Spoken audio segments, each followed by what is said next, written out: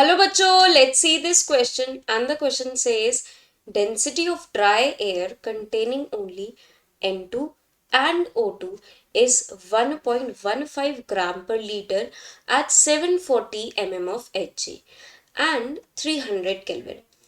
What is percentage composition of N2 by weight in the air? बच्चों question में बोला जा रहा है कि ड्राई एयर की ना डेंसिटी गिवन है हमें इतनी, ठीक है, और इस ड्राई एयर में N2 भी है और O2 भी है, ठीक है, और इसका प्रेशर जिस प्रेशर पर ये मेंटेन है वो है 740 mmHg और टेम्परेचर है 300 केल्विन।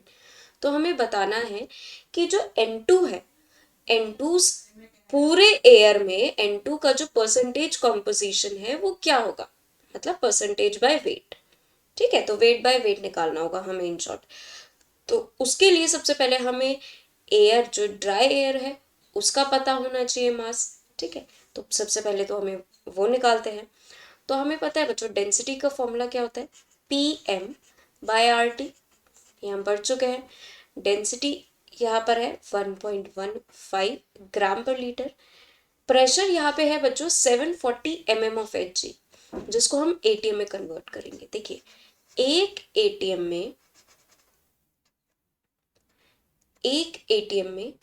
760 mm ऑफ Hg होता है।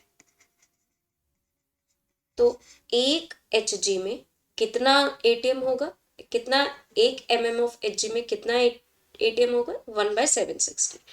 तो 740 mm ऑफ Hg में कितना एटीएम प्रेशर होगा, 740 डिवाइडेड बाय 760 एटीएम, ठीक है। तो यहाँ पर रखेंगे प्रेशर हम 740 बाय 760, ठीक है, इनटू m हमें निकालना है यहाँ पे, वही हमारा वेट होगा, मास होगा ड्राई एयर का, डिवाइडेड बाय r, क्योंकि देखिए यहाँ पर टेम्परेचर हमारा केल्विन में है, डेंसिटी ग्राम पर लीटर में है, प्रेशर हमने एटीएम में लिया, तो r की वैल्यू क्या रखेंगे, 0.0821 लीटर एटीएम पर मोल पर केल्विन, ठीक है।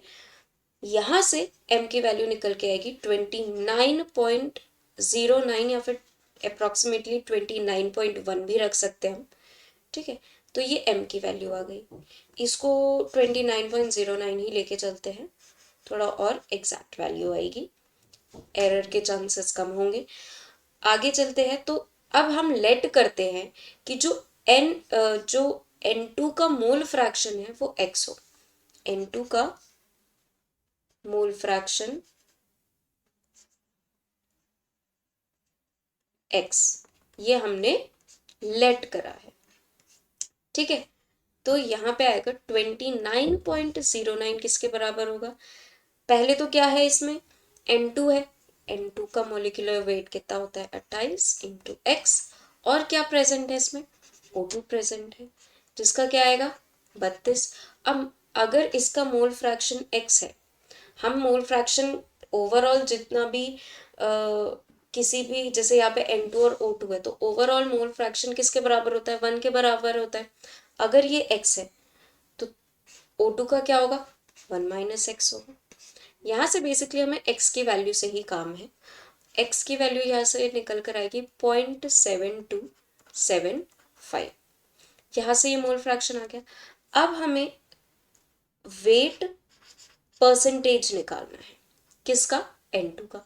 उसके लिए क्या रखेंगे हम, एक तो मोल परसेंट रखेंगे इनटू मोलिकुलर वेट